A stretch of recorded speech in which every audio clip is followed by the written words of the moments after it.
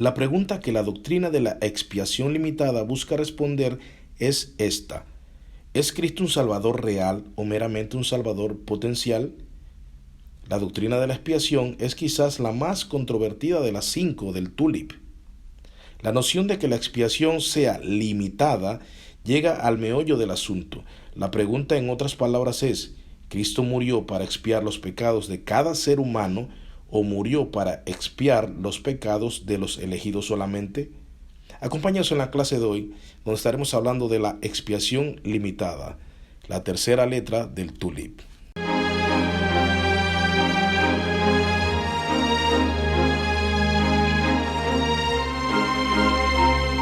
¿Qué es la expiación limitada? La doctrina de la expiación limitada entonces enseña que Cristo efectivamente redime de cada pueblo solo aquellos que fueron elegidos desde la eternidad para salvación. ¿Se acuerdan en la teología del pacto cuando estuvimos hablando de eso, del plan de redención, cómo la Trinidad diseña todo este plan y cómo se ponen de acuerdo? El Padre diseña, el Hijo cumple y el Espíritu Santo es quien entonces eh, reúne ese pueblo, ¿no? Llevándolo a la salvación. Eh, Así que vemos el rol de la Trinidad desde el pacto de redención en la eternidad pasada, antes de que fuésemos creados, antes de que el mundo fuese creado. Se diseña este plan de salvación teniendo en mente la caída, ¿no?, del hombre eh, y todas las consecuencias que eso trajo. Entonces, la expiación limitada enseña eso, que Cristo, eh, ya vimos también lo que era la elección incondicional y a continuación entonces viene la expiación limitada. ¿Por qué? Esos que fueron elegidos son los que van a recibir esta expiación. ¿Ya?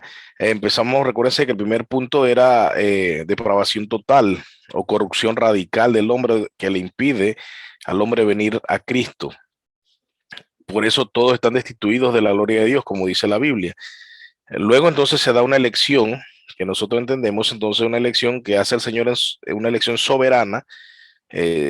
Estuvimos viviendo el caso de los hermanos Jacob y Esaú. No habían hecho ni uno ni mal ni bien para que la elección de Dios, conforme a su propósito, fuese, ¿no? Entonces, obviamente, continúa entonces ahora con la expiación limitada, porque después de ser elegido, entonces la expiación, eh, nuestros pecados entonces son cubiertos, la expiación se da.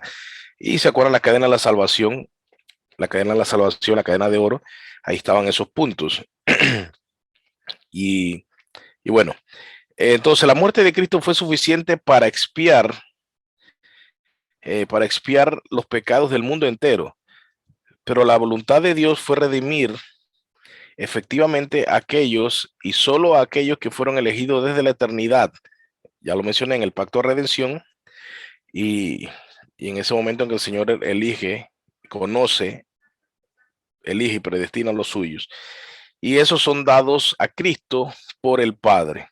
Eso es lo que habla Juan 6. Ya Juan 6 habla de eso. Entonces, repito, la muerte de Cristo fue suficiente para expiar los pecados del mundo entero. Claro, la muerte de Cristo es suficiente para perdonar los pecados, expiar los pecados del universo entero, del universo entero. Y si hubieran multiversos, también fuese suficiente para expiar los pecados de los multiversos, o sea, del multiverso. O sea, es suficiente para todo. Eh, y, y, ¿Y qué quiere decir esto? Al mismo tiempo que es suficiente para expiar los pecados de todo el hombre, eh, vemos que solamente los elegidos van a usar esa expiación. Claro, la doctrina anterior causa problemas porque como que Dios elige y si no me eligió y todo esto, ahora esta causa problemas por el hecho de que como así que los pecados de todos, que Cristo, claro, vemos que de una vez saca Juan 3:16, de tal manera amó Dios al mundo que dio a su Hijo unigénito para que todo aquel que cree no se pierda, mas tenga vida eterna. Entonces dice, mira que Dios dio a su Hijo al mundo para perdonar los pecados del mundo, o sea que los pecados de todos, pero eso tiene una serie de problemas porque si de verdad el Señor expió los pecados del mundo entero, entonces el mundo entero ha sido libre de pecado. Por lo tanto, el mundo entero entonces es salvo. Y caemos entonces a algo que se conoce como universalismo. Pero eso no fue lo que pasó. Entonces tenemos que entender aquí una diferencia entre dos cosas. Ojo, la suficiencia, ¿ya? y la aplicación. O sea, la sangre de Cristo es suficiente para expiar los pecados de todo el mundo. Sin embargo, eso no fue aplicado a todos, sino a sus elegidos. ¿Ya? Y como obviamente la doctrina anterior causa problemas, esta ya ustedes ven que por aquí mismo causa problemas. El ego salta de una vez y todo esto. Pero bien, continuemos. El término redención particular se considera más favorable, redención particular. Esto es por el hecho de que mucha gente discute que al decir expiación limitada, le están diciendo como que el sacrificio de Cristo es limitado. ¿Me explico? Pero no quiere decir eso. Expiación limitada es simplemente que los pecados de algunos hombres, o sea, el género humano, han sido expiados, han sido cubiertos, han sido perdonados, han sido limpiados. Entonces, pero no es limitado en cuanto al valor del sacrificio, tampoco es limitado en cuanto al poder del sacrificio, más bien es limitado a quienes se les aplica esa, ese beneficio expiatorio. Si igual no entiende, me puede hacer pregunta al final o me lo deja ahí en el chat. Espero que me esté dando a entender. Entonces, el término redención particular, al ya entonces hacer el énfasis este de lo general a lo particular, bueno, la gente ya dice, bueno, lo puede entender mejor así. Algunos no estarán de acuerdo, igual en la doctrina, pero ya al menos entienden que no se está ofendiendo el sacrificio de Cristo en el sentido de limitarlo, decir que su valor es limitado, de que su poder es limitado, sino que entendemos el alcance bajo la elección, es la diferencia. Entonces, dice, se considera más favorable porque el punto de la doctrina no es limitar la misericordia de Dios, sino dejar claro que Jesús no murió en lugar de cada pecador en la tierra, sino por su propio pueblo. ¿Ya? No murió por cada pecador en la tierra, sino por su propio pueblo. Juan 6 está escrito que Jesús vino a salvar a los que el Padre le había dado. Y eso usted lo conoce, lo ha leído. Igual de repente buscamos ahorita. Juan 6, entonces hay un énfasis en eso. De hecho, vamos a buscarlo rapidito. Juan 6, y vamos a buscar un par de pasajes para que usted me siga allí. Juan 6, versículos, por ejemplo, eh,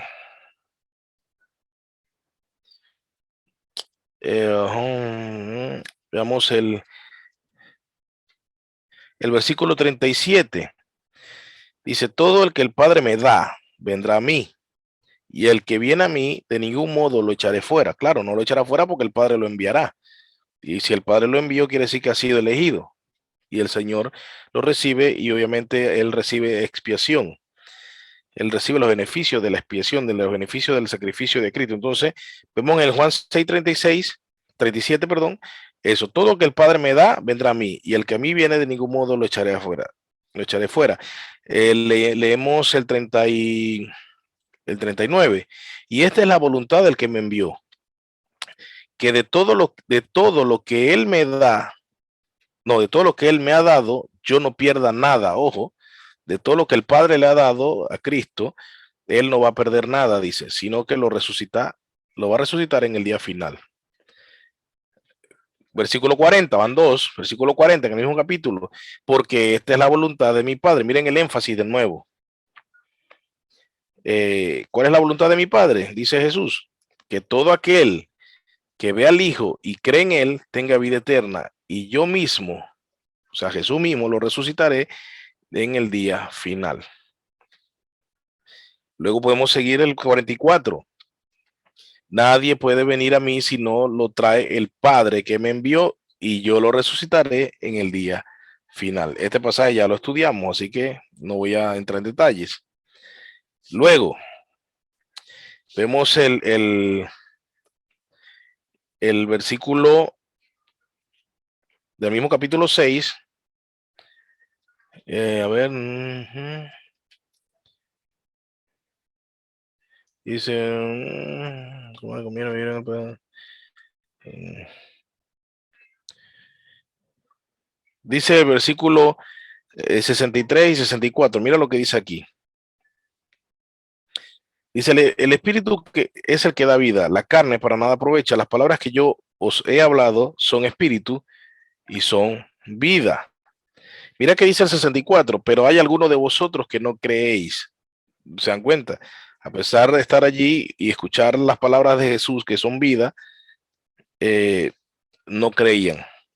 Y dice allí, mira lo que dice allí, porque Jesús sabía desde el principio quiénes eran los que no creían y quién era el que le iba a traicionar. Ya hablamos de ese pasaje también, así que no vamos a entrar mucho detalle.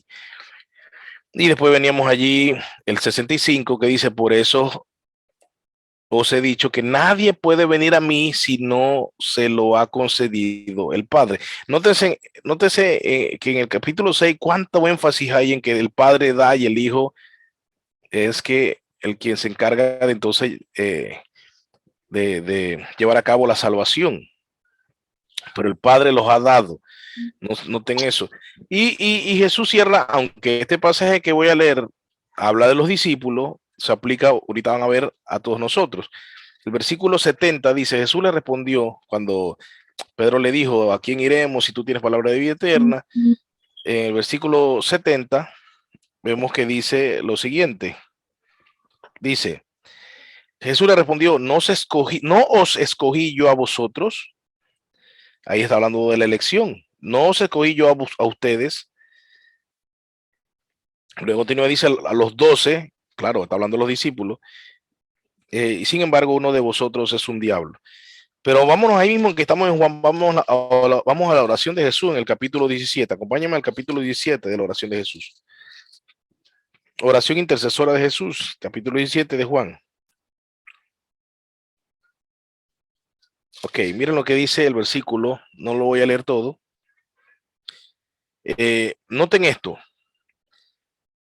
De tal manera amó Dios al mundo, dice la gente, que ha dado su hijo unigénito, etcétera. De tal manera amó Dios al mundo, la expiación es a todo el mundo, dice mucha gente. Dice el arminiano que todo mundo, los pecados de todo mundo han sido perdonados en la cruz, clavados en la cruz, y lo único que tienen que hacer es creer para entonces acceder a ese beneficio. Pero que todos los pecados están cubiertos. Pero vamos a ver qué es lo que dice aquí. Vamos a ver lo que ora Jesús. Mira lo que ora Jesús. Jesús dice, miren esto. Juan 17, voy desde el versículo 6 en adelante. Dice, he manifestado tu nombre a los hombres que del mundo me diste. ¿Se acuerdan atrás? Todos los que el Padre me dará, yo no lo echaré fuera. Todo el que el Padre me da vendrá a mí. Nadie puede venir si no les es concedido el Padre. El Padre es quien manda y el Hijo recibe y lleva a cabo la salvación. ¿Se dan cuenta? Mira qué dice. He manifestado tu nombre a los hombres que del mundo. ¿Qué pasó? No son todos. Hay aquí un caso particular, no general. Que del mundo me diste. Mira lo que dice. Eran tuyos y me los diste y han guardado tu palabra. Ojo, esto no es cualquiera también que dice, ay no, yo he sido, yo soy beneficiario de la expiación delimitada, pero no guardo la palabra. Eso tampoco funciona así. El que está engañado es otra cosa. Veamos lo que dice entonces. Mira lo que dice, han guardado tu palabra. Ahora han conocido que todo lo que me has dado viene de ti. O sea, ellos mismos se han dado cuenta que ellos mismos han sido dados por el Padre al Hijo. Y noten lo que sigue, porque yo les he dado las palabras que me diste y las recibieron. Ahí está la diferencia. El que recibe la palabra está demostrando su elección, ¿ya? El que no la recibe simplemente... Entonces se dan cuenta de lo que hablamos en la clase anterior. No es que la gente quiere buscar de Dios y es que Dios los echa afuera. No, es que nadie quiere. Los que reciben la palabra vienen. Y eso entonces reciben perdón. ¿Ya? Mira lo que dice después. Dice, porque yo les he dado las palabras que me diste y las recibieron y entendieron, escuchen, y entendieron que en verdad salí de ti y creyeron que tú me enviaste. Todo lo que demuestra la elección. Y noten lo que sigue. Ojo con el versículo 9. Recuérdense que el mismo Juan 3, este mismo evangelio dice el versículo capítulo 3, 16, dice, de tal manera amó Dios al mundo, y de ahí todo el mundo dice, eso es todo el mundo. Sin embargo, el mismo Juan escribe más adelante en el capítulo 17, narrando la historia, la oración de Jesús, dice, que Jesús dice en el versículo 9, dice, Yo ruego por ellos. ¿Por quiénes? Por los discípulos. Dice, no ruego por el mundo. Espérate, de tal manera Dios amó al mundo, pero el Hijo no ruega por el mundo. ¿Cómo así? Hay algo que no hemos entendido entonces. No puede ser, o se contradice la Biblia, dígamelo usted. Juan 3 dice, de tal manera amó Dios al mundo. Jesús dice, yo no oro por el mundo, no ruego por el mundo, yo ruego por los que me diste. Mano, no entiendo cuál es el problema con esto. Esto es más claro que el agua, y literalmente está claro. Hay doctrinas que son un poco complicadas, pero esto está clarísimo. Claro, ¿sabe por qué no está claro? Porque aparece el ego y el ego entorpece, el ego ciega, el ego de una vez, no, eso no puede ser, es que yo merezco y es que todo el mundo merece por igual y bla, bla, bla, toda esa hipocresía satánica. Pero miren lo que sigue. No ruego por el mundo, sino por los que me has dado, porque son tuyos. Él ruega, Jesús va a hoy todavía Jesús sigue orando por los que son suyos, los que son de Dios, los que son de Dios Padre, y ahí estamos tú y yo. Estamos allí. O sea, Jesús hoy ora por nosotros. Jesús hoy ruega por nosotros. ¿Ya? Entonces, noten esto. Y dice el versículo 10, y todo lo mío es tuyo y lo tuyo es mío, y he sido glorificado en ellos. ¿Se acuerdan la cadena de la salvación? Que hemos sido glorificados ya, a los que antemano conoció, ¿ya? Entonces, miren, Jesús está hablando en el mismo pasado, ¿ya? Digo, en el mismo futuro ya como si es. Eh, o sea, el estado de glorificación como si ya se dio en el pasado. Ahora, noten esto. Miren lo que dice el versículo, porque usted dirá, bueno, Pablo, pero una vez me dijo una persona, Pablo, pero eso está hablándole a los discípulos. O sea, que él es cierto que le cogió a los discípulos y los discípulos es lo que está diciendo que no roga por el mundo, sino por los discípulos, porque está orando por ellos para que ellos entonces puedan hacer la comisión y todo esto. Pero yo le dije a esta persona, le dije, observa bien lo que sigue diciendo el capítulo más adelante. Mira lo que dice el capítulo más adelante. Versículo 20. Acompáñenme al versículo 20 y ponga allí una atención especial. Mas no ruego solo por estos. Ojo, ¿quiénes estos? Los discípulos. Mas no ruego solo por estos, sino también por los que han de creer en mí por la palabra de ellos. Sigue sin orar por el mundo, no sé si se dan cuenta. Sigue sin orar por el mundo. Ya oró por los que les dio, pero también está orando por los que le ha dado, que no han nacido. O sea, usted y yo que estamos allí en esa oración de Jesús, porque nosotros hemos creído por la palabra de ellos. No sé si usted me entiende. Usted ha creído por la palabra de ellos. Entonces Jesús oró por usted. Si usted está hoy en Cristo es porque Jesús oró por usted. Si usted tiene salvación es porque Jesús oró por usted. Y esa oración está siendo respondida hoy. Qué tremendo eso, hermano. Yo no entiendo. No entiendo cuál es el problema con eso. Ay, bueno, dice. No, ya vamos a pasar a otro. Si no me voy ahí. Pero esa oración es tremenda. Entonces vemos eso claramente, hermanos. No ruego solamente por ellos, sino también por los que han de creer en mí, por la palabra de ellos. No dijo, no solamente ruego por ellos, sino que por el mundo. Es el mismo Juan que escribió de tal manera amó Dios al mundo. Entonces, ahí es donde tenemos que entender eso. Siguiendo acá entonces con la diapositiva, tenemos entonces que Mateo 1:21, cuando dice que él se llamará Yeshua, eh, porque él salvará a su pueblo, eh, que se le pone el nombre al Salvador, eh, iba a salvar a los que el Padre les había dado. También vemos también en Mateo 21 que él, en 1:21 que murió por su pueblo. En Juan 15:13 dice que también, ¿se acuerdan que dice que yo doy mi vida por mis amigos? O sea, no hay mayor amor que este, que el que da su vida por sus amigos. O sea, no es el mundo todos sus amigos, no es su pueblo todo el mundo, tampoco es, ¿cómo se llama? Vimos ya que no es todo el mundo, sino los que el Padre le ha dado y también los que han de creer por la palabra de los apóstoles. de los discípulos también. Vemos en Hechos 20, para no entrar en cada versículo, en 20-28, que también dice que es por la iglesia. En Efesios 5:25 dice que es por su esposa. Y eso sí lo vimos ahí en la iglesia. Estuvimos hablando del pasaje paralelo a Colosenses y estuvimos también revisando Efesios. Y también Efesios 1:4 dice por los elegidos en Cristo Jesús. Entonces, son esos, son los elegidos en Cristo Jesús. ¿Y quiénes son? La esposa, la iglesia, el pueblo de él, los amigos de Dios. ¿Ya? Entonces, eso es importante que entendamos, esta doctrina tan gloriosa.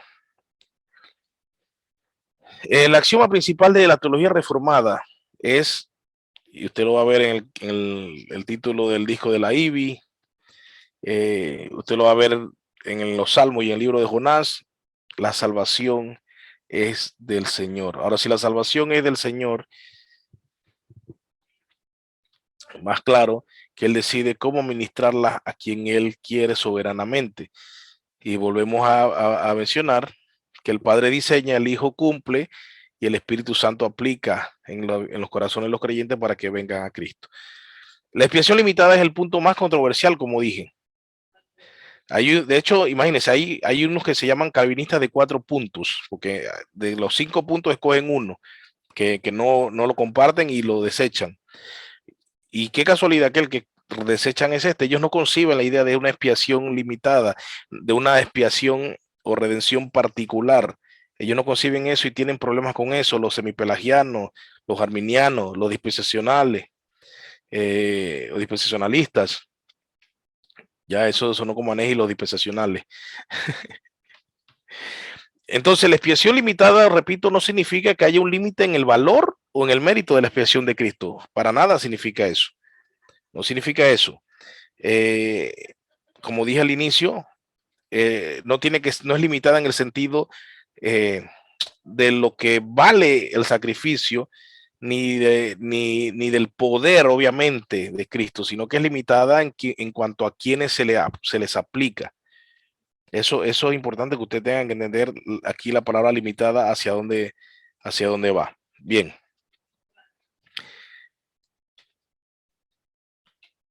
Los teólogos reformados entonces no cuestionan que el valor de la expiación de Cristo es suficiente para cubrir los pecados de toda la raza caída. O sea, eso no está en discusión. Eso no está en discusión. O sea, usted le pregunta, de hecho, yo lo digo, o sea, claro, como dije al inicio, el sacrificio de Cristo es suficiente para pagar los pecados de un universo entero, si hubiera vida en todos los otros planetas. Los pecados de todos podrían ser cubiertos. O sea, eso no está en discusión. Eso es un muñeco de paja que hacen contra los calvinistas. Es un muñeco de paja. Dice, sí, pero entonces tú estás diciendo que el sacrificio de Cristo no es suficiente. Sí es suficiente. Es súper suficiente. El asunto es que aunque sea suficiente, no es aplicado a todos, sino a los suyos, a sus elegidos. Y yo siempre respondo con sarcasmo. ¿Acaso es que hay sangre en la cruz que fue desperdiciada? O sea, hay una sangre derramada en la cruz por Mengano y Mengano rechaza esa sangre. O sea, esa preciosa sangre que todos los cristianos decimos, preciosa sangre, gloriosa sangre, hermosa sangre, pero al mismo tiempo tengo una doctrina que creo que pisotea esa sangre, que escupe esa sangre, que desprecia esa sangre, cuando yo digo que esa sangre ha sido derramada por alguien que ha rechazado la gracia. ¿Cómo puede ser posible que alguien entonces pueda sacar esa sangre que uno le canta, preciosa sangre, al mismo tiempo una sangre que no se valora y que se menosprecia porque cualquiera la puede rechazar y esa sangre se perdió, pues? O no, bueno, esa sangre ahora que esa gota de sangre que te tocaba para tu expiación, al tú rechazarla se la pasa al otro que la... No, hermano, eso es una locura, está pensando en ese tipo de argumentos. O sea, cada gota de sangre fue efectiva sobre la persona que ha sido elegida. No hay una gota de sangre desperdiciada. Ya yo lo he dicho en otras ocasiones. Entonces, la expiación de Cristo es suficiente para todos. Y todo aquel que cree en Cristo recibirá toda la medida de los beneficios de esa expiación. O sea, todo completo, va a recibir todo lo que conlleva eso. Obviamente, eso va hasta la glorificación. La doctrina de la expiación limitada entonces se refiere al propósito, al diseño, al plan original de Dios al enviar a Cristo a morir en la cruz. A eso que se refiere la expiación limitada. ¿Ya? El Padre manda al Hijo y le dice, vas a morir por los que son míos. Esos que son del Padre, ¿quisieron algo bueno para hacer del Padre? No, no. De hecho, no había nacido ninguno de esos por los cuadres. Imagínense, cuando el Padre, el Hijo y el Espíritu Santo hablan de esto, no había nacido nadie. O sea, que nadie había hecho, como dijimos en la clase pasada, ni bien ni mal, y la elección de Dios se había llevado a cabo en la eternidad. Ahora, por eso que fueron elegidos, se paga. Sus pecados son cubiertos. ¿Ya? Esa deuda es pagada, es saldada. Entonces, eso a lo que se refiere la doctrina de la expiación limitada. Avanzando, eh, hay dos preguntas. Hay dos preguntas. ¿Fue la intención de Dios hacer posible la salvación para todos, permitiendo la posibilidad de que fuera efectiva para nadie?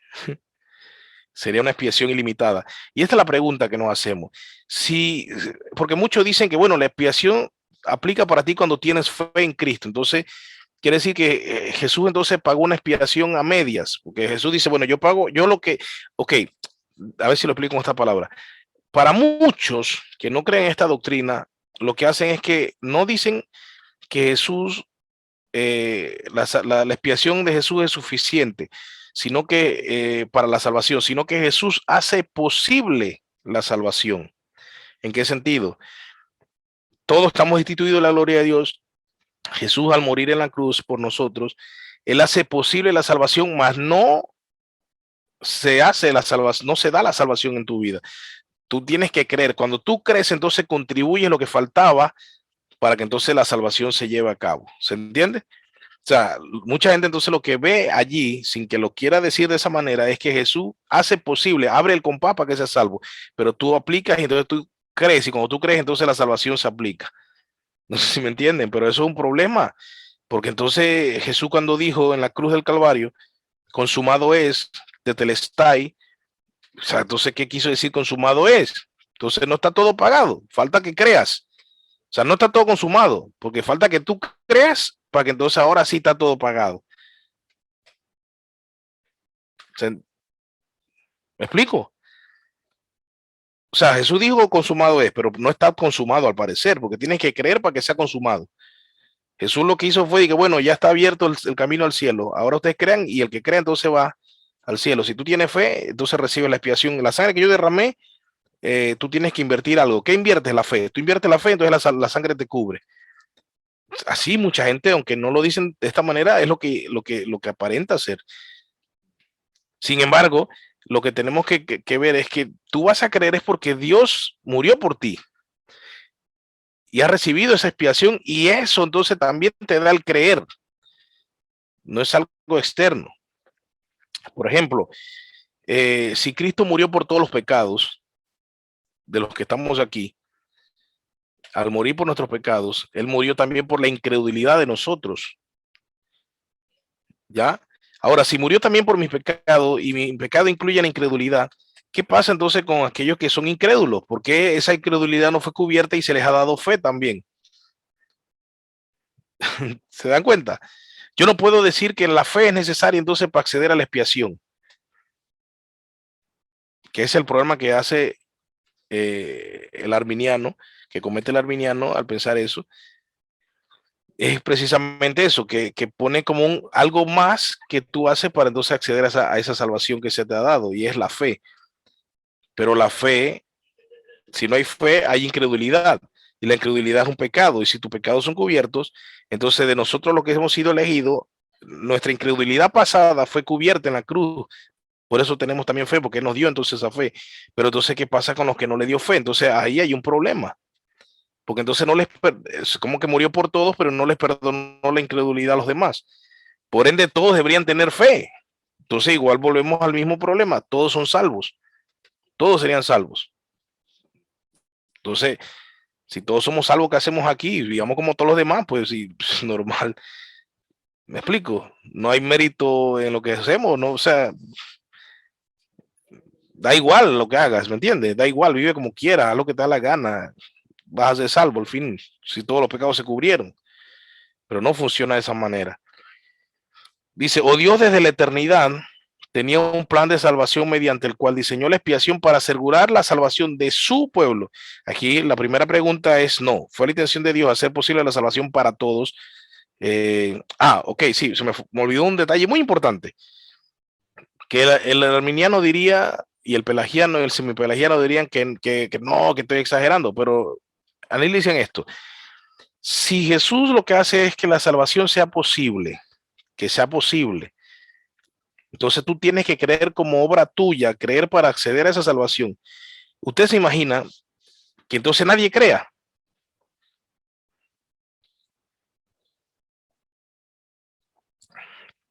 porque él no garantiza la salvación de nadie, solamente la hizo posible. Ahora tú crees y accedes a eso. Y si nadie cree, porque no hay elección, y porque también la expiación es para todo el mundo, tú tienes que venir a ella, pero si nadie viene, o sea, es exagerado, pero es lógico. Es exagerado, pero es lógico. No sé si me entiende, porque imagínense que al final, exacto, ahí lo dijo Yader, la muerte de Cristo pudo haber sido por gusto. O sea, que nos hace pensar que de repente en un mundo diferente, bajo esa doctrina, que fuese verdad, entonces al final nadie viene a Cristo. Usted se imagina el ridículo que habrá hecho Jesús. Suena duro, hermano, suena duro. Yo sé que suena duro y puede estar pensando que, oh, esto es blasfemia. No, piénselo. O sea, es que eso es blasfemia si usted piensa de esa manera. Entonces, al final, Jesús, y que imagínense hablando con el Padre, de que, wow, nadie vino a mí y yo mi sangre la di entonces en vano. No sé si me entiende, hermano. No sé si, o sea, no sé si usted está entendiendo el nivel blasfemo que conlleva ese pensamiento, hermano. Pero si yo sé, y aquí viene lo glorioso, que la sangre que fue derramada en la cruz no se perdió una gota, sino que fue derramada por cada uno de los elegidos. Y esos elegidos van a recibir expiación, sus pecados serán cubiertos, borrados, su deuda pagada, clavada la maldición de la ley en la cruz por Cristo, no de los que no son elegidos, sino de sus elegidos. Los otros van a ser condenados por la ley. Y eso es glorioso. Al que no le gusta que venga en arrepentimiento y venga a Cristo y punto, se acabó y sus pecados también han sido cubiertos. ¿Cómo sé que soy elegido? Bueno, no tienes que saberlo, solo ven a Cristo y punto. Y ahí es donde vas a demostrar que has sido elegido. Entonces, las iglesias no manejan una lista. Fulano, para ver, déjeme buscarlo, para ver, déjame, no, usted no es elegido, retírese. Eso no pasa, hermano. Todo el que quiera beber, venga y beba, dice. Venid a mí los que estáis cargados y cansados y yo los haré descansar. Vengan, dice Jesús. Entonces es muy importante eso. Dios diseñó el trabajo de la redención. Repito, la primera pregunta es no. La segunda es sí. Dios de la eternidad tenía un plan de salvación mediante el cual diseñó la expiación para asegurar la salvación de su pueblo. Dios diseñó el trabajo de redención específicamente con el fin de proporcionar la salvación para sus elegidos. Eso es clarísimo. En el pacto de redención, eso es lo que se dice. ¿Cómo redimimos al hombre caído? Bueno, se tiene que pagar por el pecado porque la paga del pecado es muerte. Bueno, entonces el Padre le dice a Jesús y Jesús se ofrece desde la eternidad pasada. Y entonces dicen, bueno, estos son los que van a ser salvos y son por los que tú vas a morir. Tu sangre va a ser dada por estos y de esos no vas a perder ninguno. Eso es hermoso. Bien, repito, mucha gente tiene problemas con esta doctrina por cuestiones de ego. Ahora, hay un pasaje que usan a veces y dicen, en segunda de Pedro 3:9 dice, voy a leerlo acá, yo lo puse completo. Dice, el Señor no se tarda en cumplir su promesa. Según algunos entienden, la tardanza sino que es paciente para con vosotros, no queriendo, y presten atención a esta parte, no queriendo que nadie perezca, sino que todos vengan al arrepentimiento. Y aquí es donde la gente dice, viste, no es limitado, es todos. Dios quiere que todos vengan al arrepentimiento. Bien, el problema es entender el significado de la palabra querer o lo que tiene que ver con la voluntad de Dios. En el griego ya hemos hablado en otra ocasión, perdón, que la voluntad de Dios en el griego es telema y también bulé, que se indica para la voluntad de Dios en el sentido decretivo y preceptivo. Y el asunto es cuando leemos allí, no queriendo que nadie perezca, tenemos que entender qué sentido se le está dando a la palabra allí querer en cuanto a la voluntad de Dios. Y vamos a hablar de tres voluntades de Dios en cuanto a este pasaje para ver cuál es la que puede ser. La voluntad decretiva, dice que la voluntad decretiva, como ya lo hemos explicado en otras ocasiones, se refiere al decreto de Dios, a la voluntad del decreto de Dios. O sea, Dios decreta, Dios dijo, sea la luz y no negoció. Dios dijo que ¿cómo se llama? Que alumbre sobre el cielo las lumbreras en el día y las otras en la noche, la lumbrera mayor en el día, la lumbrera menor en la noche. Eso no lo negoció con nadie, eso se dio, boom. Esa es la voluntad decretiva, ¿ya?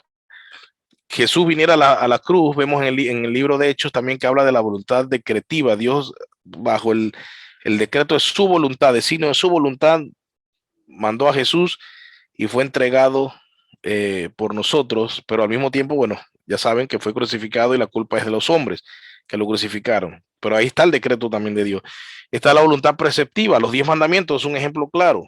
Los preceptos, Dios te dice, haz esto, haz lo otro, así que debes vivir, así que debes andar. Entonces, es lo que Dios quiere que tú obedezcas, que tú hagas. Claro, porque ya hemos hablado muchas veces de eso. ¿Para qué? Para que tengamos un mundo mejor y tengamos una vida aquí en la tierra que muestre la gloria de Dios. La última es la voluntad de disposición. Es lo que le agrada a Dios, lo que le deleita a Dios. Aquí ya no es una orden, no es un mandato, ni un precepto, simplemente en lo que Dios se agrada. ¿Ya? En cuanto a la primera, la clave es que no puede ser resistida. La voluntad decretiva no es negociable, o sea, es porque es. La preceptiva y la de disposición sí pueden ser eh, resistidas porque no son decretivas. Ahora, a la luz de esto, vamos a estudiar entonces las tres voluntades si fuera aplicables al texto que dice Pedro, no queriendo que nadie, hay una versión que dice no queriendo que nadie se pierda o que no quiere que nadie se pierda. En este caso es no queriendo que nadie perezca. Eh, si aquí se refiere a ese queriendo, a ese querer, se refiere a la voluntad decretiva, entonces imagínense, es la voluntad por la cual Dios lleva a cabo todo lo que él decreta. Si Pedro está usando querer en ese sentido, esta es una perfecta prueba de texto para el universalismo, porque enseña que nadie perecerá. O sea, si el Dios no quiere que nadie se perezca, en este pasaje de Pedro, si allí ese querer es en el sentido decretivo, ¿saben qué? Acuérdense que le dije que no es negociable. Entonces, si dijera en el sentido decretivo, Dios no quiere que nadie perezca, adivine, nadie va a perecer, porque es decretivo. Ahora, ¿eso es lo que Pedro está hablando allí? No, no, porque eso sería universalismo. Entonces, universalismo, ya, vuelvo y repito, salgamos de la clase, hagamos lo que hace todo el mundo, porque todo el mundo va a ser salvo por igual. Pero no es la voluntad decretiva la que aparece en este pasaje. La voluntad preceptiva, dice, implica los 10 mandamientos que Dios le da a su pueblo, mandamientos que la gente viola todos los días, cada rato, los 10 mandamientos. Eso es poco probable que Pedro esté diciendo que es una violación de la ley de Dios que alguien perezca. O sea, no sé, voy a explicarlo. Si fuese querer en el sentido preceptivo, quiere decir que morirse o perderse sería un pecado de desobediencia. No sé si me explico. Pero eso, aunque sí, todo el que se pierde es desobediente. Eso es clarísimo. Y Efesios le llama a los hijos de desobediencia, obviamente. Pero no sé si me entienden, no es la lógica del pasaje. No está diciendo que Dios no quiere que nadie se pierda o que nadie perezca en el sentido de que el perecer es una desobediencia al mandato de Dios. No, no, no. Así que no puede ser eso el pasaje lo que dice. Sin embargo, la tercera, la voluntad de disposición involucra, dice, lo que agrada a Dios, su disposición. Es probable que Pedro esté usando querer en este sentido. Cuando dice Dios no quiere que nadie perezca, es lo que el deseo benevolente de Dios. Es como cuando en Ezequiel Dios dice, ¿o acaso yo soy un Dios que me complazco en la muerte del impío? O sea, Dios no está feliz porque el impío pague por su pecado en el infierno. O sea, Dios no está riendo así que, sufre, sufre. No, no, él no está así. Porque Él no se deleita, lo dice la Biblia, en la muerte del pecador. Pero no la puede evitar porque la merece y también es justo. No sé si me explico, pero Él no se deleita en eso. Entonces, en ese sentido es la voluntad y disposición. Dios no quiere que nadie se pierda. Sin embargo, este pasaje tiene una cosa más allá. Tiene algo más allá que quiero que le presten atención. Porque no termina allí. Esa no es la explicación de que, bueno, es la voluntad de disposición la que dio, a la que Pedro se refiere en este pasaje. No, no, no. Vamos a tener algo más. Y vamos a ver la palabra aquí, nadie. Acá puse el pasaje de nuevo. El Señor no se tarda en cumplir su promesa, según algunos entienden la tardanza, sino que es paciente. ¿Para quién? Para con nosotros, no queriendo que nadie perezca, sino que todos vengan al arrepentimiento. Ahora ya vimos el queriendo y ahora el nadie. Es necesario que le demos atención especial al nadie, a la palabra nadie. Y puede referirse a dos cosas. Uno, que nadie, refiriéndose dentro de una categoría universal, o sea, absolutamente nadie. O nadie dentro de una categoría limitada de personas. Vamos a verlo, vamos a verlo. Vamos a ver cuál de estos nadie es y con eso entonces cerramos con qué es lo que Pedro quiere decir y entendemos en este caso la voluntad de Dios en ese sentido. John Owen escribe lo siguiente. Vamos a leer lo que dice John Owen. John Owen, los que no saben, es un puritano, uno le dicen el príncipe de los puritanos, un tremendo teólogo. Ya si no lo conoces, te lo investiga. Pero bueno, John Owen. ¿Quiénes son estos de quienes habla el apóstol a quien escribe? ¿A, a quién escribe? Esa tilde no va, ¿a quién escribe? Aquellos que han recibido grandes y preciosas promesas, dice John Owen, eso a que le escribe, a los que ellos, a quien el apóstol le escribe, se dice en la misma carta, en el versículo 1:4, capítulo 1, versículo 4, se dice que ellos han recibido grandes promesas y preciosas promesas. Pero la misma carta también le llama amados, en 2 de Pedro 3:1. Dice, a quienes distingue de los burladores de los últimos días, 2 de Pedro 3:3. Noten eso, vean eso. Hay unos que han recibido grandes promesas en la misma carta de Pedro. Dice que a eso se les llama amados, la misma carta de Pedro. A eso los separa de los burladores de los últimos días. Ahí mismo en la carta de Pedro.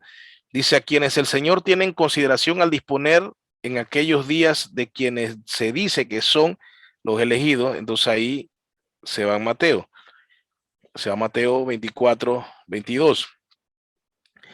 John Owen. Entonces, noten todo lo que se dice de esos que está hablando, las cosas que se dicen. Ahora bien, decir que porque Dios no permite que ninguno de ellos perezca, presten atención a esto, sino que todos vengan al arrepentimiento, significa que esa es su voluntad para todos los demás en el mundo.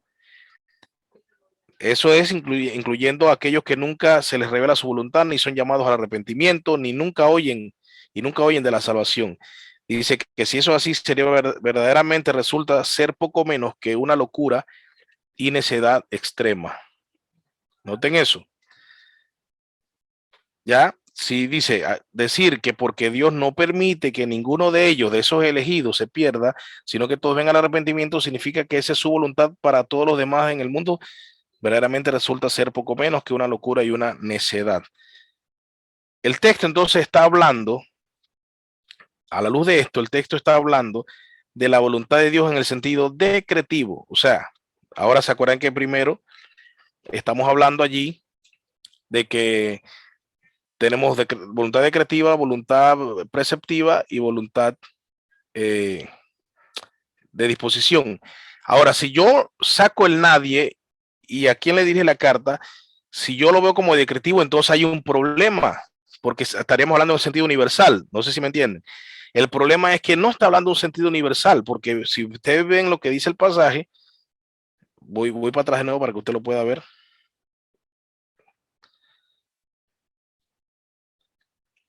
Dice, el Señor no retarda en cumplir su promesa, según algunos entienden, por la tardanza, sino que es paciente para quién, para con ustedes. Hay otras versiones que dicen nosotros, porque diría que el apóstol se incluye, pero aquí esos son manuscritos más recientes. En otro manuscrito aparece entonces para con ustedes. ¿A quién? Vamos a ver algo. Vamos a ver algo.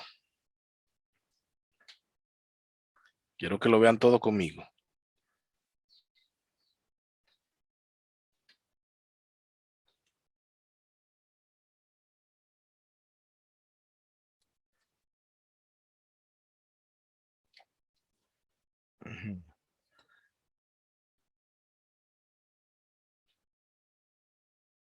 Aquí tengo entonces Pedro. Vean esto. Eh, empieza la carta de Pedro. Simón Pedro, siervo y apóstol de Jesucristo. ¿A quiénes le escribe? A ver, alguien que lo lea.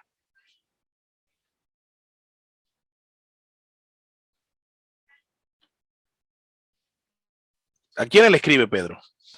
Bueno, ya que nadie lo quiere leerlo yo, pues a los que... ajá.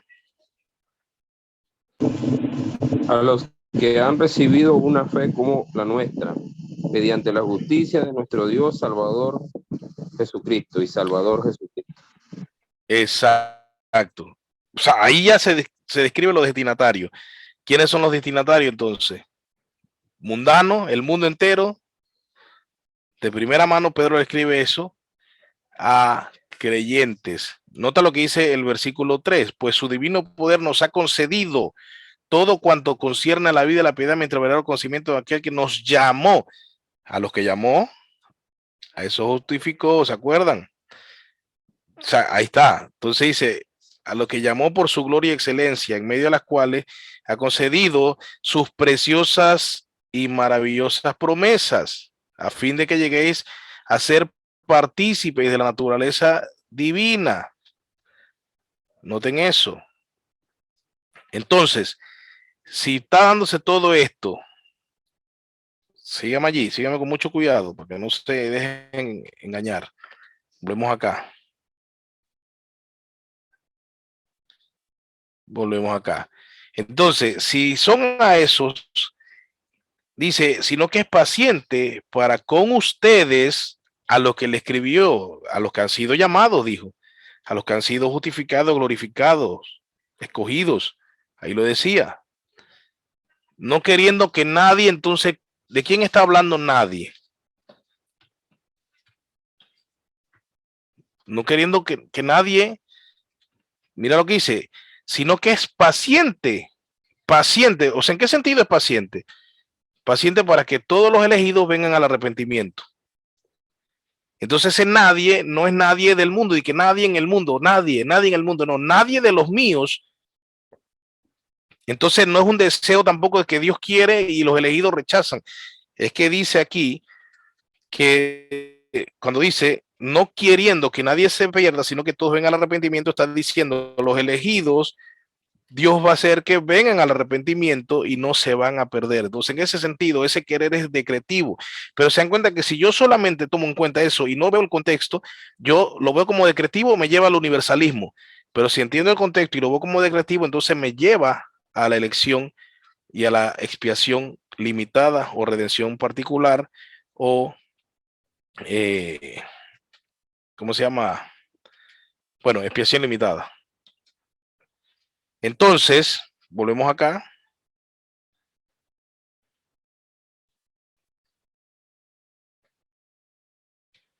Entonces, habiendo dicho esto, vemos lo siguiente. Dios soberanamente decreta que ninguno de sus escogidos perezca. O sea, que ese querer es decretivo. Todos los escogidos llegan al arrepentimiento. Ningún escogido se queda sin arrepentimiento. Todos llegan al arrepentimiento. Todos los escogidos llegan a la fe. Todos los escogidos son salvos. Ninguno de los elegidos perece. Este es el propósito de la elección y ese propósito no se ve frustrado. Qué tremendo eso. Qué tremendo eso, de verdad que sí. ¿Se entiende? Entonces, además de los versículos, que hay un montón de versículos más, pero vemos versículos clave, vemos que este pasaje, Pedro está hablando de los escogidos, y nadie de esos escogidos, de ese grupo particular, se va a perder.